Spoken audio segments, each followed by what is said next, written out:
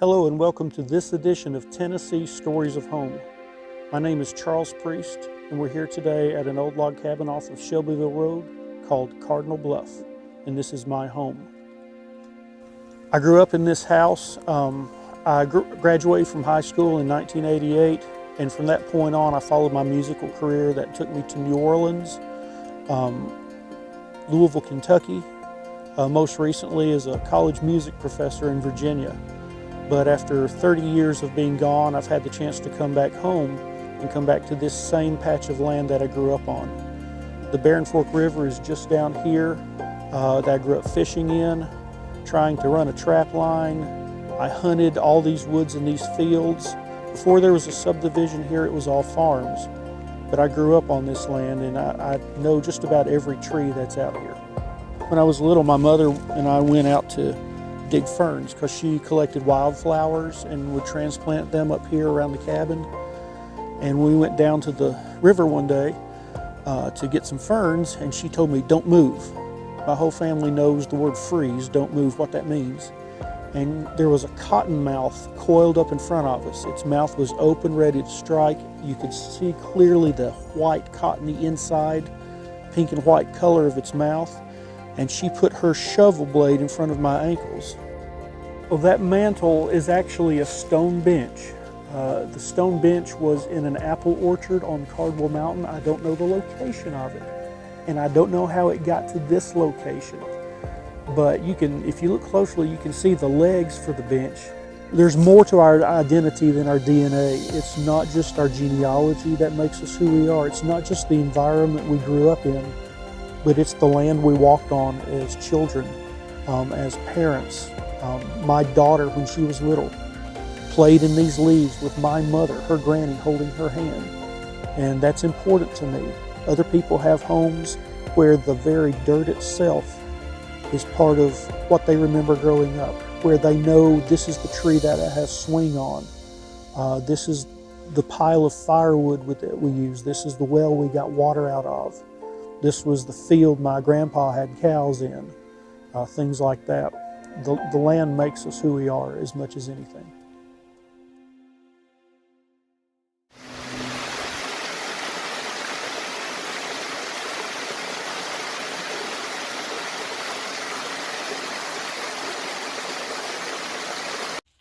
Well, we wanted you to see some different flowers today, so we had to change locations.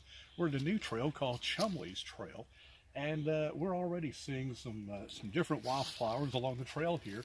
As we get closer to the river, we're going to see all kinds of Virginia bluebells. They are beautiful, some of the most beautiful flowers you're going to see. So stay with us.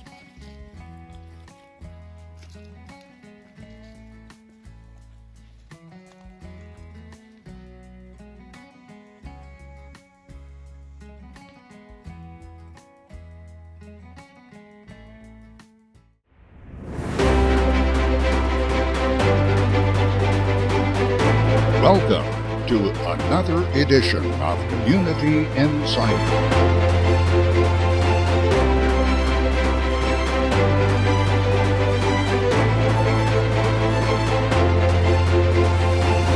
Join us as we travel Middle Tennessee, uncovering history and experiencing the adventure of unique stories and events coming to you inside your community.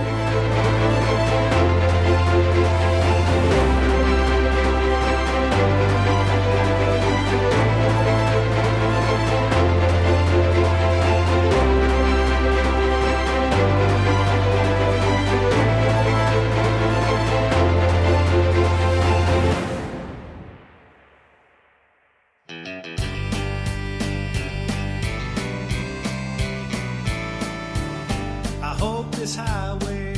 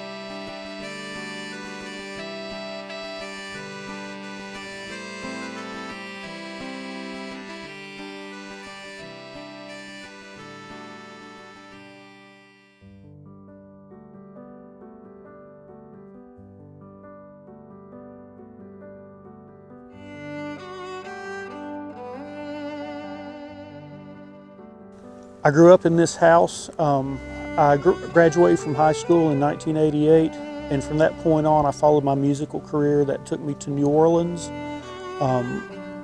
Louisville, Kentucky, most recently as a college music professor in Virginia. But after 30 years of being gone, I've had the chance to come back home and come back to this same patch of land that I grew up on. The Barren Fork River is just down here that I grew up fishing in, trying to run a trap line.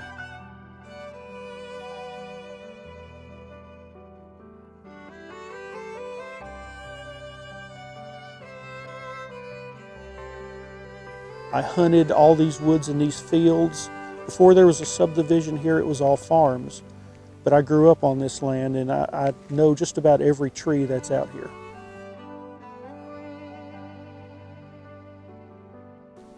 This original log cabin was near the present-day location of Chris Springs Market. There was a resort there during the 1800s associated with the different mineral springs in the area. And we're not sure of the exact history of the cabin, but we believe it was the post office for that location, or possibly the house for the person that kept the bridge over the Barren Fork River there. Later on, it was moved to this location on the river bluff by the Tittle family that owned this farm. And in the 1950s, my dad, Emmett Priest, bought this land and bought this cabin. And this is the house that he and my mother moved into when they were married. And this is the house that I grew up in. It's hand-hewn logs made of trees from the land around here. The chimney and all the stone in the fireplace actually comes from Cardwell Mountain. The mantle was a stone bench in an apple orchard up there.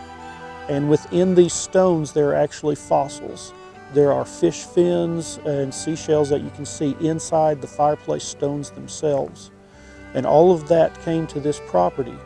And while I can't live in it now, my hope is to return to this land and build my own cabin here, hopefully using some of the same logs.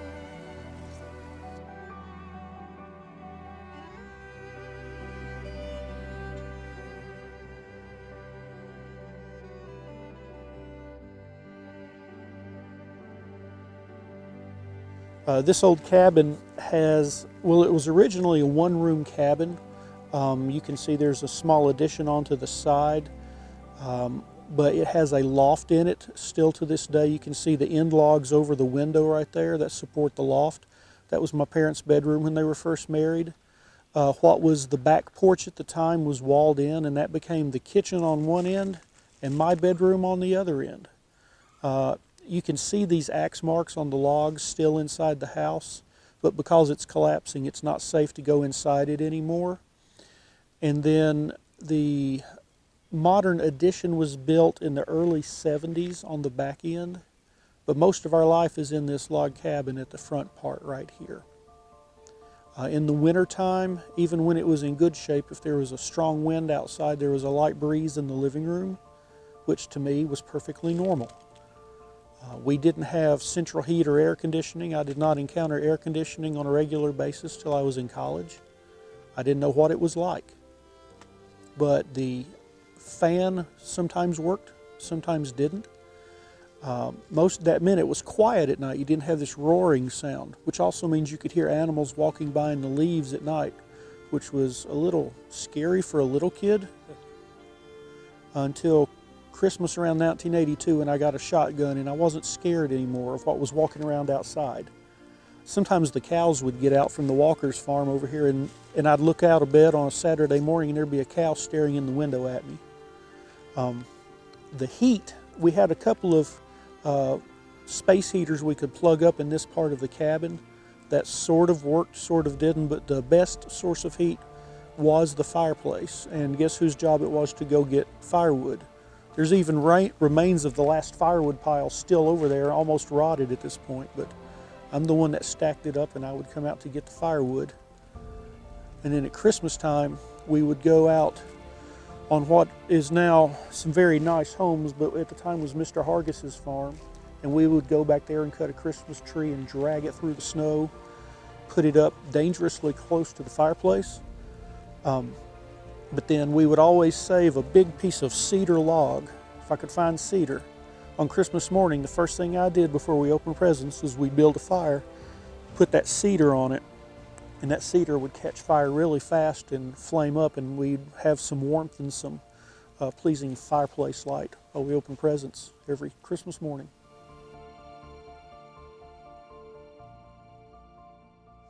My parents are Emmett and Cheryl Priest. My dad passed away a number of years ago. Emmett taught out at what was then the Vocational Technical School, or the VOTEC. It is now the Tennessee College of Applied Technology, and that's where I work now. My mother, Cheryl Priest, was the librarian at the Magnus Memorial Library. So I grew up after school every day going to the library, and I just learned to read books as a part of that. So my whole family are literary people. We like to read. My mother's family are Davenports and came out of Cannon County. My Priest family came from Wales originally, a couple hundred years ago or more, and eventually migrated their way down to the area around Bon Air Mountain and worked in the coal mines. Then Thomas Franklin Priest got married and got fired by the company, and they moved to McMinnville, and that's how my Priest family wound up here. They bought this property, and this is where they lived their whole lives. Due to the condition of this house now, my mother lives in town, and my wife and I live with her, right, ironically still along the Barren Fork River, but just closer to town now. Well, this is the main part of the cabin right here, and you can see the axe marks on the walls where it was hand-hewn square. And it was essentially a one-room cabin at the time. And this was our main source of heat. And this was the back corner of the cabin. This was the back wall of it. The next portion that you see that's collapsed in on itself was originally the back porch, and it was walled in, and one end was the kitchen, and this end at one point was a dining room, but it was originally my bedroom. And then the rest of the house was a modern addition that we had built, so that we had a new bathroom, master bedroom, my bedroom, and a hallway that was done like a greenhouse, because my mother liked wildflowers and plants, and she transplanted a lot of those things around this house. It's just not livable anymore, and we're going to make it go away. This was my bedroom right here. It's the one that has the old KDF sticker on the window up there. But that's where I lived. And at the time, there were no houses out here other than us and the Walkers on down the road. So you could hear everything. You learned to recognize the sound of every bird, of a possum walking by in the dark, anything. The flip side of that is you could also hear a snake slither across the floor in the night, because every summer we would have multiple snakes come in this house, and not little ones either. Big suckers that you'd have to kill with a machete. My mother informed me I'm not allowed to shoot them in the house, because I tried one time. But we had so many snakes, and if it was dark and you heard something hit the floor and slide, you knew what it was. And it made for a very long night of no sleep.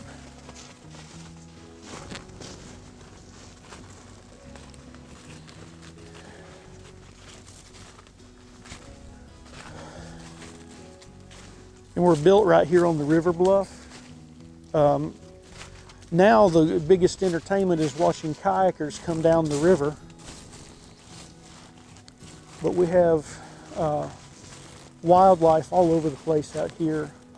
Ducks, deer, coyotes. There were coyote tracks in the snow this morning. This is more of those stones? Yeah, these are more of the stones that ultimately would have come from the land around here. Some came from Cardwell Mountain. Others came from other parts of the land around here. And we had a big deck out here at one point where we could just sit out and watch the river go by. And we have a path that goes down to the river. There's a spring that comes out down there. And as soon as the snow melts, I'll go fishing down there. but I have to clear it out while the snow is on the ground so I don't get snake bit, because otherwise you can't walk down there. Cottonmouth. When I was little, my mother and I went out to dig ferns because she collected wildflowers and would transplant them up here around the cabin. And we went down to the river one day to get some ferns, and she told me, don't move. My whole family knows the word freeze, don't move, what that means. And there was a cottonmouth coiled up in front of us. Its mouth was open, ready to strike. You could see clearly the white cottony inside, pink and white color of its mouth. And she put her shovel blade in front of my ankles to protect me. And she said, don't move. And by the time she got to the second word, we were racing each other back up the river. My dad and another man were chased by a copperhead one time back up the trail. So these days, I'm not too fond of snakes. You can see this is where some of the old wall collapsed in, but can you see that mantle in there? That's the old bench. Well, that mantle is actually a stone bench. The stone bench was in an apple orchard on Cardwell Mountain. I don't know the location of it, and I don't know how it got to this location. But you can, if you look closely, you can see the legs for the bench, and they are mounted into the fireplace itself. And then the stone bench sits on top of that. They used it for cutting apples. And in the face of that mantle right there, if you look up closely, it's full of fossils, seashells. And you can't see it from here, but down on the right-hand side, there's actually a fish fin in one of the stones.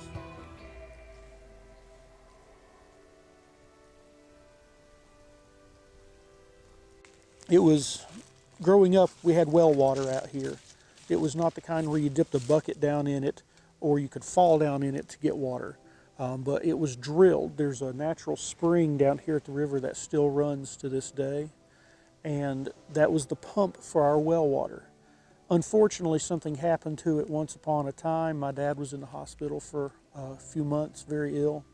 And a lot of his co-workers from out at the Votech came out and helped us get water back. Otherwise, we would not have had water out here.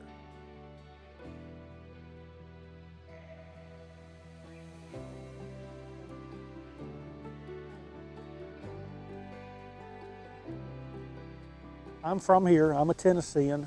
My wife is from the Bahamas, a small island about 50 miles northeast of Nassau. She's been with me for 30 years. We started dating when we were students at Bryan College. And she's been with me so long, her family says she has a southern accent. But that's not a bad thing, that's okay. We have one daughter, Katie, who lives up in Johnson City, Tennessee. When she graduated from college, she had a job opening available and needed a place to live quick. And the only place we could find is someone said, I have a small log cabin she could live in. So in a grand circle of things, my daughter finished college and moved into a log cabin.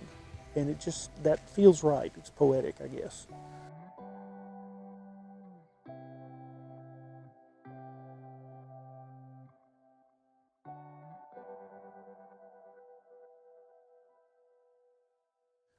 As a musician, I've had a varied background. I'm a composer. I've written orchestral music, church choir music, brass ensemble music, but I'm also a songwriter. My heart music is country music because I grew up listening to that. These are people that sing about things that are important to me and talk like I do. So I feel fulfilled when I hear that. I still listen to other kinds of music, from Gregorian chant to Mozart. But country music is what moves my heart more than anything. So I write songs. I try to tell stories. I have one about living in the shadow of Ben Lomond Mountain. My songs mention the Barren Fork River. They talk about this very place. They talk about the county line coming out of Sparta, past Rock Island, coming back home to Warren County. When I was in college, every time I came home driving my truck, as soon as I hit the county line, I would honk the horn as a little celebration of coming home. And when we came down with the moving van back in May, I did that again, just very loudly this time, because that was the last time I was leaving, or it was the last time I was coming home permanently. We're here now permanently. Once we build a house out here, I will never leave this property. This is my home. We've got 4 acres on this river, and I wish I had more space around me, but now we've got neighbors, and that's okay. There's more to our identity than our DNA. It's not just our genealogy that makes us who we are. It's not just the environment we grew up in, but it's the land we walked on as children, as parents. My daughter, when she was little, played in these leaves with my mother, her granny, holding her hand. And that's important to me. Other people have homes where the very dirt itself is part of what they remember growing up, where they know this is the tree that I have swing on. This is the pile of firewood that we use. This is the well we got water out of. This was the field my grandpa had cows in, things like that. The land makes us who we are as much as anything. I'm Charles Priest. Thank you for being a part of this episode of Tennessee Stories of Home. You got to hear the story of my home. Remember, every house has a story. Every home has a life. What's your story?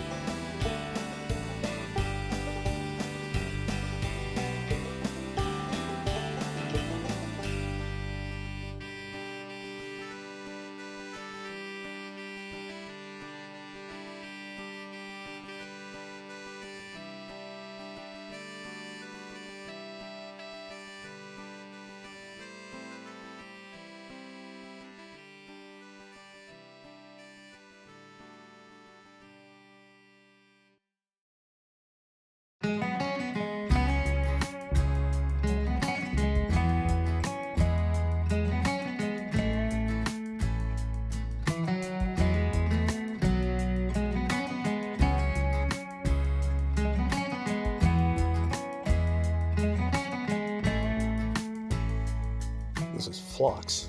It just now came out. A little slow coming up this year, but it is beautiful. It'll be around for a while.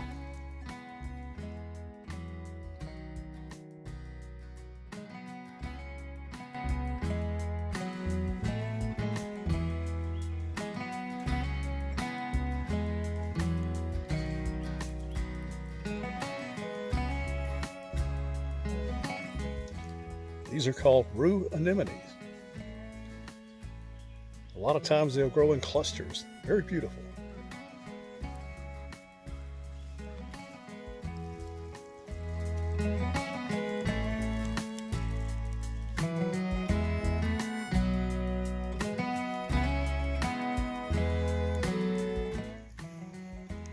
This is the fernleaf toothwort, very similar to what we saw earlier, the cutleaf toothwort.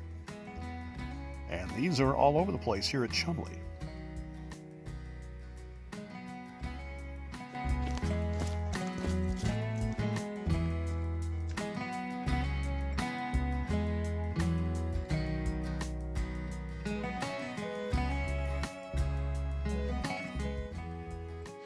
These are the Virginia bluebells. Very beautiful flowers that come out early every spring, usually by the side of a creek or river. They like water. Virginia bluebells.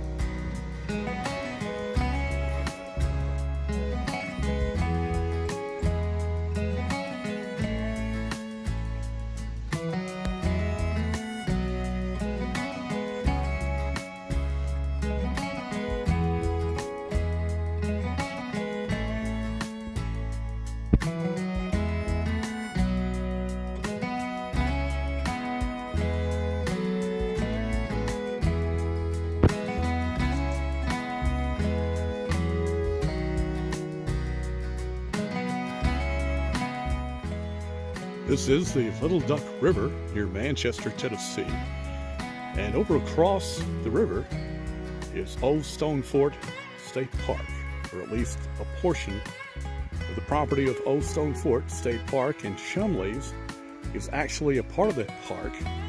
We're across the river from most of the state park. A fairly new trail, and there's a lot to see.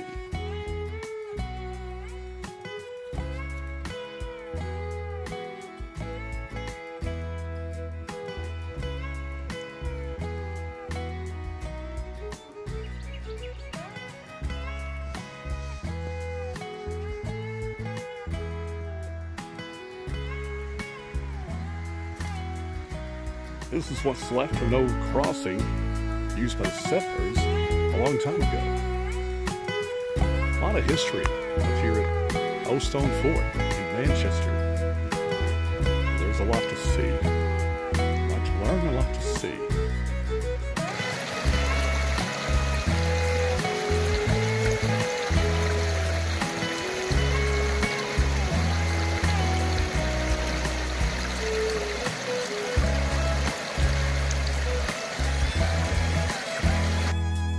Just when we thought we had seen all the flowers we were going to see, we come upon this little guy, Dutchman's Breeches. Looks like a pair of pants hanging from a clothesline. That's where they got their name. They're not real common around here, so we always get excited when we run into Dutchman's Breeches.